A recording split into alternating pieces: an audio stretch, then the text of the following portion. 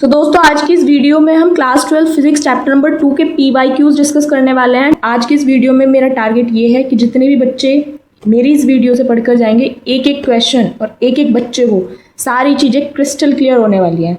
ये session highly energetic होने वाला है, तो स्टार्ट करते हैं। आज की इस वीडियो में जितने भी PYQs होंगे वो मोस्टली न्यूमेरिकल टाइप होंगे। तो न्यूमेरिकल्स को करने से पहले आपके पास पूरी एक लिस्ट होनी चाहिए सभी फॉर्मूलाज की, एंड उनके कंसेप्ट थोड़े बहुत आपको पता होने चाहिए। अगर इन केस आपको नहीं पता है या फिर आपको याद नहीं है तो मैं पहले उन्हें रिवाइज करवा देती हूँ। उसके बाद जब हम उसमें जाएंगे, जंप करेंगे न्यूमेरिकल्स पे, PYQs पे, तो आपको सारी चीज़ें क्रिस्टल क्लियर होने वाली हैं। स्टार्ट करते हैं। सबसे पहले हम अपनी फॉर्मूला लिस्ट बना लेते हैं। तो उसमें सबसे पहला फॉर्मूला होता है कैपेसिटर इन सीरीज। तो कैपेसिटर इन सीरीज का फॉर्मूला होता है 1/CS means capacitor in series, that is equals to जितने भी कैपेसिटर होंगे ना उनको, जैसे C1 एक कैपेसिटर है, plus 1/C2 plus 1/C3।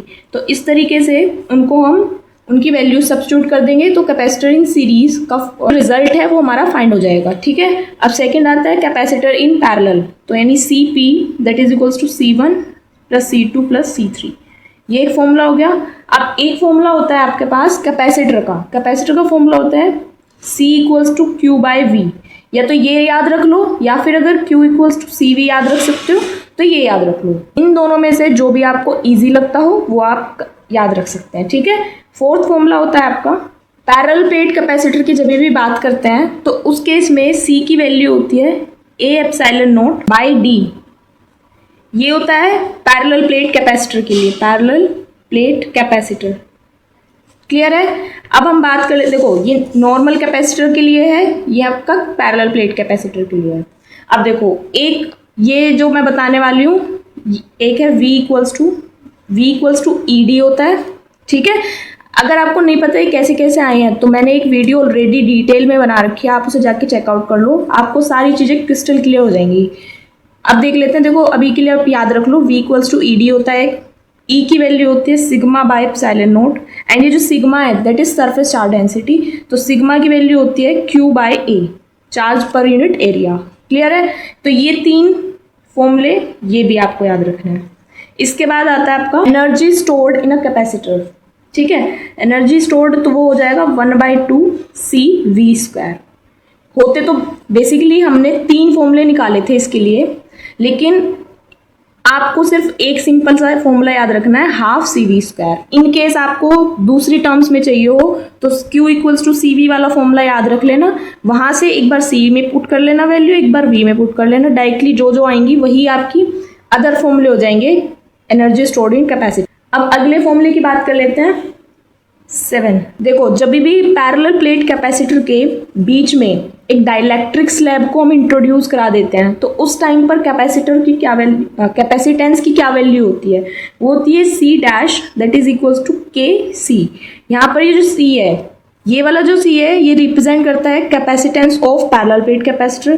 K is dielectric constant, C' is the new capacitance for the parallel plate capacitor after introducing dielectric slab. Clear है। अब एक सिंपल सी चीज आपको याद रखनी है, जब भी कैपेसिटर चार्जिंग स्टेट में होगा ना, कैपेसिटर जब भी चार्जिंग स्टेट में होगा, चार्जिंग स्टेट, तो उस केस में आपका Q एंड V दोनों चीजें वेरी करती है उस टाइम पर। ठीक है। अभी मैं रीजन बताऊंगी आपको, 1 मिनट देना बस। जब कैपेसिटर फुल्ली चार्ज हो जाता है तो उस केस में Q एंड V ये दोनों चीजें कांस्टेंट हो जाते हैं। जब भी इस बैटरी से हम चार्ज सप्लाई करते हैं इस कैपेसिटर के अंदर, तो देखो चार्ज बार बार आ रहा है ना, तो चार्जिंग के लिए, तो इसलिए इसमें चार्ज हर बार वेरी करेगा। लेकिन पोटेंशियल डिफरेंस कैसे आता है, वो इसलिए आता है क्योंकि जब इसमें चार्ज, इस पर देखो पॉजिटिव चार्ज है तो इसमें चार्ज इंड्यूस होता है, तो उस टाइम पे जो कुछ टाइम के लिए होता है ना उसमें पोटेंशियल डिफरेंस क्रिएट हो जाता है। अब ये क्योंकि चार्जिंग रेगुलर हो रही है तो इसलिए पोटेंशियल डिफरेंस क्रिएट होता ही रहता है। क्लियर है। लेकिन जब ये फुली चार्ज हो जाता है तो उस केस में वोल्टेज भी कांस्टेंट एंड चार्ज क्योंकि सप्लाई और हो ही नहीं रहा है तो इसलिए वो भी कांस्टेंट। स्टार्ट करने से पहले आप फटाफट से इसका एक स्क्रीनशॉट ले लो या फिर कहीं पर लिख लो ताकि आपको याद रहे। 2 मार्कर क्वेश्चन से स्टार्टिंग कर रहे हैं and question number 1 is this, जिसमें बोला है फिगर ये दे रखा है आपको, इट शोज दैट कि दो आइडेंटिकल कैपेसिटर्स हैं आपके पास C1 एंड C2, ठीक है। C1 एंड C2 आपको दिख रहे होंगे, each of 1 micron farad capacitance, means दोनों कैपेसिटर का कैपेसिटेंस आपको 1 माइक्रोन फैराड दे रखा है। एंड ये दोनों जो कैपेसिटर हैं they are connected to battery 6 volt वाली। अब initially switch S is closed, initially आपका स्विच क्लोज्ड है, after some time S is left open. देखो क्लोज एंड ओपन का मतलब क्या होता है, क्लोज का मतलब बैटरी से चार्ज जा रहा है, और जब भी हम ओपन की बात बोलेंगे मीन्स बैटरी से चार्ज अब नहीं जा रहा है, कनेक्शन अब ब्रेक कर दिया गया है। अब क्या बोल रहा है, एंड डाइलेक्ट्रिक स्लैब, अब कनेक्शन ब्रेक कर दिया, and dielectric slab of dielectric constant K equals to 3 are inserted to fill completely the space between the plates of 2 capacitor. अब ये बोल रहा है कि पहले तो कनेक्शन हटा दिया है, एंड एक डाइलेक्ट्रिक स्लैब जिसका कांस्टेंट है K इक्वल्स टू 3, उसकी वैल्यू ये दे रखी है, उसको हमने जो दो कैपेसिटर हैं उनके बीच में जो भी स्पेस है उसके अंदर इस डाइलेक्ट्रिक स्लैब को डाल दिया है। अब इस डाइलेक्ट्रिक स्लैब की डाइलेक्ट्रिक कांस्टेंट की वैल्यू दे रखी है K इक्वल्स टू 3। तो अब आपको फाइंड क्या करना है, आपको फाइंड करना है charge and potential difference between the plate of capacitor be affected after the slabs are inserted. तो ये कह रहा है कि जब हमने डाइलेक्ट्रिक स्लैब को इंसर्ट किया तो उसके बाद आपका चार्ज एंड पोटेंशियल डिफरेंस में कितना डिफरेंस आया, मतलब कितना वो अफेक्ट हुई इस डाइलेक्ट्रिक स्लैब को इंसर्ट करने के बाद। दो चीज़ें गिवन है, मैं उन्हें फटाफट से नोट डाउन कर लेती हूँ। सबसे पहले C1 एंड C2 इनके कैपेसिटेंस गिवन है, यानी कि C1 that is equals to 1 micron farad and C2 इसकी भी वैल्यू दे रखी है 1 माइक्रोन फैराड। उसके बाद बोला बैटरी, बैटरी की वोल्टेज जो है 6 वोल्ट दे रखी है, एंड इनिशियली आपका स्विच क्लोज है, मतलब आपकी चार्जिंग हो रही है। तो सबसे पहले हम देख लेते हैं कि इनिशियली जब चार्ज हो रहा था उस टाइम पे Q की वैल्यू कितनी थी, ठीक है। तो initially when switch is closed, तो उस टाइम पर देखो मैंने आपको बताया था कैपेसिटर के केस में Q कैसे निकालते हैं, CV करके। तो C दे रखा है, V दे रखा है, आपका Q निकल जाएगा, तो Q इक्वल्स हो जाएगा 1 × 6, एंड ये माइक्रोन फैराड है तो ये जाएगा 6 माइक्रोन कूलाम। Q की वैल्यू आ गई आपके पास, जो Q1 होगा वही Q2 होगा। इसी सेम तरीके से जब कैलकुलेट करेंगे तो Q1 एंड Q2 ये भी 6 माइक्रोन कूलाम है। क्लियर है। अब देखो हमें बोला था कि स्विच अब ओपन कर दिया है एंड उसकी जगह डाइलेक्ट्रिक स्लैब डाल दी है जिसकी K की वैल्यू जो है 3 दे रखी है। अब आपको फाइंड करना है Q and V after the slab are inserted. तो देखो मैंने आपको बताया सबसे पहले कैपेसिटेंस में जब भी हम स्लैब को इंसर्ट करते हैं, डाइलेक्ट्रिक स्लैब को नॉर्मल पैरेलल प्लेट कैपेसिटर में इंसर्ट करते हैं, तो जो पैरेलल प्लेट कैपेसिटर का कैपेसिटेंस है एंड डाइलेक्ट्रिक स्लैब को इंट्रोड्यूस करने के बाद जो कैपेसिटेंस बना, इन दोनों में क्या डिफरेंस रहता है, कैपेसिटेंस जो डाइलेक्ट्रिक स्लैब पे डालने के बाद बढ़ जाता है। तो सबसे पहले हम देख लेते हैं कितना बढ़ा, ठीक है। तो C' निकाल लेते हैं, उसको हम C' से बोल रहे हैं, तो वो उसका फॉर्मूला बताया था KC, C parallel plate capacitor का कैपेसिटेंस है एंड K डाइलेक्ट्रिक कांस्टेंट जो हमें दे रखी है वैल्यू, और C' हमारा निकल जाएगा। क्लियर है। डाइलेक्ट्रिक स्लैब डालने के बाद कैपेसिटेंस निकल जाएगा। कैसे निकलेगा, C' that is equal to 3 × capacitance की वैल्यू दे रखी है 1 माइक्रोन फैराड, तो ये जाएगी 3 माइक्रोन फैराड। C' की वैल्यू मतलब पहले 1 थी, अब ये 3 हो चुकी है after the introduction of dielectric slab. Clear है। तो ये वैल्यू समझ में आ गई होगी। अब देखो क्योंकि हमने स्विच ऑफ कर दिया था मीन्स अब कोई चार्जिंग नहीं हो रही है, तो यहाँ पे Q जो है वो कांस्टेंट हो जाएगा, है ना। लेकिन वोल्टेज, क्या ये वोल्टेज भी सेम रहेगा? आंसर है नहीं, वोल्टेज सेम नहीं रहेगा। तो आप निकालोगे कैसे उसे? फॉर्मूला होता है Q equals to CV। V, अब देखो इसको हम डैश से लिख लेते हैं तीनों को, तो ये Q' भी कांस्टेंट, पहले मतलब कांस्टेंट का मतलब है जितना पहले था उतना ही अभी है, तो Q' की वैल्यू अभी 6 माइक्रोन कूलाम अभी भी है, ठीक है। अब देखो यहाँ पे C', Q', V' ये मैंने क्या रिप्रेजेंट करने के लिए लिखा है कि ये डाइलेक्ट्रिक स्लैब डालने के बाद इन सब की वैल्यू हो जाएंगी, ठीक है। अब हमें V' निकालना है, C' हम निकाल चुके, Q' भी निकाल चुके। तो देखो V' निकालने के लिए Q' बाई C', Q' की वैल्यू यहाँ पे क्या है 6 एंड C' की है 3, तो यानी कि V' की वैल्यू क्या आ जाएगी 2 वोल्ट। तो यानी कि पहले था 6, अब पोटेंशियल डिफरेंस हो चुका है 2। इसका मतलब हमारा जो पोटेंशियल है वो ड्रॉप हुआ है, उसमें इट गॉट डिक्रीजेज। क्लियर है। अब हम सेकंड क्वेश्चन पे मूव कर रहे हैं। नेक्स्ट क्वेश्चन पूछा है, a slab of material of dielectric constant K has the same area as that of plate of a parallel plate capacitor. तो ये बोल रहा है एक आपके पास डाइलेक्ट्रिक स्लैब है जिसका डाइलेक्ट्रिक कांस्टेंट K दिया गया है, ठीक है, एंड इस डाइलेक्ट्रिक स्लैब का एरिया बिल्कुल सेम है जैसा पैरेलल प्लेट कैपेसिटर का एरिया है।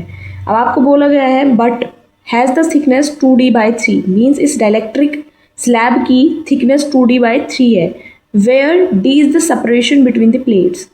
अब आपको फाइंड आउट करना है the expression for its capacitance when the slab is inserted between the plates of capacitor. तो आपको एक्सप्रेशन फाइंड आउट करना है कि जब हम इस डाइलेक्ट्रिक स्लैब को कैपेसिटर की प्लेट्स के बीच में रखते हैं, पैरेलल प्लेट्स के बीच में, तो उस टाइम पर आपका कैपेसिटेंस का क्या एक्सप्रेशन निकलेगा, मीन्स उसका क्या फॉर्मूला निकलेगा, ठीक है। तो वो पूरा फॉर्मूला आपको निकाल के दिखाना है। इस टाइप की आपने एक डेरिवेशन कर रखी होगी, मैंने अपनी लास्ट वीडियो में ही ये इस टाइप का एक्सप्रेशन निकालना आपको सिखाया था, बट कोई बात नहीं, इसमें भी कर लेते हैं। तो ये आपका क्वेश्चन है, capacitance of a parallel plate capacitor with dielectric slab of thickness 2d/3। इसकी डेरिवेशन स्टार्ट करने से पहले मैं आपको डायग्राम दिखा देती हूँ कैसा बनेगा। देखो आपके पास पैरेलल प्लेट कैपेसिटर है, तो ये बना दी मैंने। इसके बीच में आपकी एक डाइलेक्ट्रिक स्लैब रखी हुई है जिसकी थिकनेस आपको बता रखा है 2d/3। अब देखो ये जो पूरी थिकनेस थी पैरेलल प्लेट कैपेसिटर की वो d दे रखी थी। अब आप ये बताओ कि ये जो स्पेस इसमें बीच में बच रहा है, ये एयर जिसमें फिल हो रही है, इसमें इसका कितना सेपरेशन है, तो उसको हम कैसे निकालेंगे, टोटल में से 2d/3 को सब्ट्रैक्ट कर देंगे। तो इससे क्या होगा, ये जो गैप है एयर स्पेसेस का वो हमें फाइंड आउट हो जाएगा, ठीक है। तो वो कितना होगा, d/3।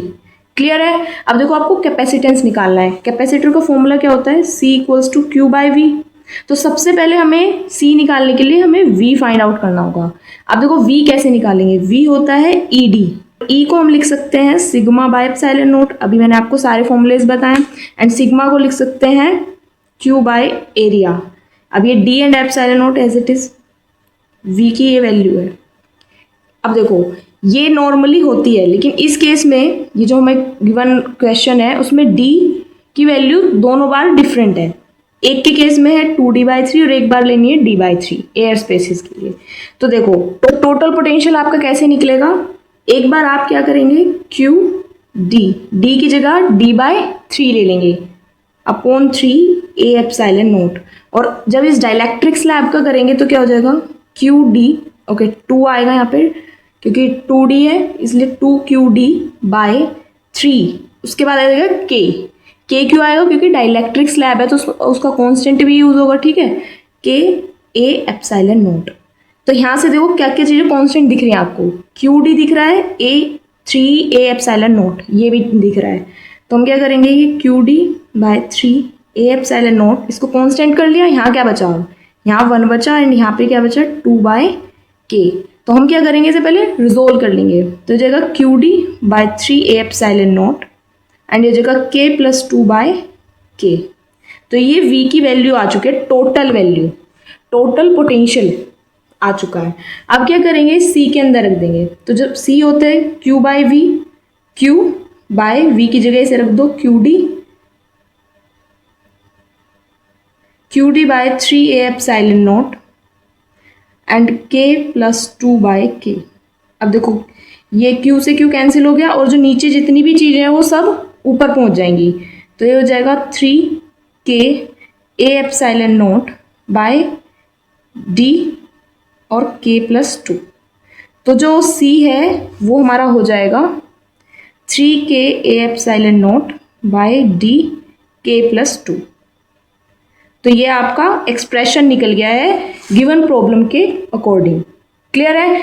इसी टाइप की मैं आपको क्लियर कर दूं कि ये इसी टाइप की एक डेरिवेशन है आपकी, उसी पे बेस्ड आपकी वैल्यूज चेंज करके आपको क्वेश्चन पूछा गया है, ठीक है। बाकी इसमें कोई डिफरेंस नहीं था। आई होप आपको समझ में आ गया होगा। क्वेश्चन पूछा है a capacitor of unknown capacitance is connected across a battery of V volt, the charge stored in it is 360 microcoulomb. तो ये बोल रहा है एक कैपेसिटर है, उसका कैपेसिटेंस आपको पता नहीं है एंड उस कैपेसिटर को एक बैटरी से कनेक्ट किया गया है और उस बैटरी के अंदर V वोल्ट है, वोल्टेज है, ठीक है। और इस कैपेसिटर के अंदर जो चार्ज स्टोर है वो है 360 माइक्रोम कूलाम। अब हमने क्या किया है, इस potential across the capacitor is reduced by 120 volt, means इसका जो बैटरी का जो पोटेंशियल है उसको कम कर दिया है 120 वोल्ट। तो उस टाइम पे जो कैपेसिटर के अंदर चार्ज स्टोर होगा वो 120 माइक्रोम कूलाम हो जाता है। अब पूछा गया है potential and the unknown capacitance C, इन्हें कैलकुलेट करो। और उसके बाद पूछा है what will be the charge stored in the capacitor if the voltage applied had increased by 120 volt. तो देखो सबसे पहले तो जो गिवन कंडीशन है उसके लिए V एंड C निकालो एंड सेकंड क्वेश्चन पूछा है कि चार्ज कितना कैपेसिटर के अंदर स्टोर होगा अगर वोल्टेज जितनी हमने पहले दे रहे थे उससे 120 वोल्ट इंक्रीज कर देते हैं, तो उस टाइम पर कितना चार्ज स्टोर होगा। क्लियर है क्वेश्चन? तो जो चीज़ें गिवन है पहले उन्हें लिख लेते हैं। तो इनिशियली हमारे पास वोल्टेज थी V एंड इस V वोल्टेज के लिए जो चार्ज स्टोर हो रहा था कैपेसिटर के अंदर वो हो रहा था 360 माइक्रोम कूलाम। अब फिर क्या हुआ, हमने पोटेंशियल डिक्रीज कर दी 120 वोल्ट, मीन्स पहले V था, V माइनस 120 वोल्ट हो गया। तो ऐसा करने से चार्ज हमारा 120 माइक्रोम कूलाम हो गया, मीन्स V डिक्रीज किया है तो चार्ज भी हमारा डिक्रीज हुआ है, ये कहना चाह रहा है। अब क्वेश्चन पूछा है V एंड C फाइंड करो। फिर सेकेंड क्वेश्चन पूछा है अगर V को वापस बढ़ा दें तो चार्ज कितना स्टोर होगा कैपेसिटर के अंदर। क्लियर है क्वेश्चन? तो अब देखो आपको ना एक ही बात ध्यान रखनी है, जो हमारा कैपेसिटर का फॉर्मूला है वो क्या होता है वो ध्यान रखना है। वो होता है C equals to Q by V. C equals to Q by V होता है। तो C equals to Q by V होता है, ठीक है। अब पहली सिचुएशन थी ये वाली, ये थी हमारी फर्स्ट सिचुएशन एंड यहाँ पर ये जो बनी है ये सेकेंड है। तो हम 1 बाय 1 देखते हैं। तो फर्स्ट सिचुएशन के लिए हमें पता है V, हमें पता है Q, तो हमें क्या निकल जाएगा, C निकल सकता है। तो C की value for first situation C equals to Q by V and Q की जगह क्या है 360 and V as it is. That mean हम बोल सकते हैं CV that is equals to 360 microcoulomb, ठीक है। माइक्रोम कूलाम लिखने की अभी जरूरत नहीं है, तो इसको बोल दो फर्स्ट इक्वेशन अभी के लिए, है ना। अब हम ठीक है, अब हम फॉर सेकेंड सिचुएशन अगर हम बात करते हैं तो सेकेंड में हमें क्या बोला गया है, देखो वापस C equals to Q by V ही लगाएंगे, लेकिन यहाँ पे इस बार हमारा V जो है V माइनस 120 है। तो C इक्वल्स टू क्यू हमें कितना है 120 and upon V minus 120। Clear है? अब दोनों को क्रॉस कर लो तो CV माइनस 120 C हो जाएगा एंड 120 एज इट इज। अभी जो CV है उसके अंदर ये वाली वैल्यू हम डाल सकते हैं, यानी 360 एंड 120 कूलाम ये। अब इसको इधर ले जाओ या फिर इसको इधर ला सकते हैं, 360 माइनस 120 एंड इसको इधर ले जाओ 120 C मीन्स कैपेसिटर। तो इनको जब सब्ट्रैक्ट करता है तो जाएगा 4 ठीक है। तो 120 इंटू कैपेसिटर, C की वैल्यू जाएगी 2 माइक्रोम फेराड। क्लियर है?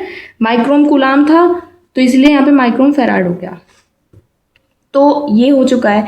V एंड C की वैल्यू निकालनी थी, अभी C की वैल्यू आ चुकी है। अब चाहे फर्स्ट इक्वेशन में डालो या फिर ये सेकंड इक्वेशन इसे कंसिडर करके इसमें पुट कर दो C की वैल्यू, तो हाँ दोनों ही सिचुएशन में कहीं पे पुट करेंगे V की वैल्यू आ जाएगी।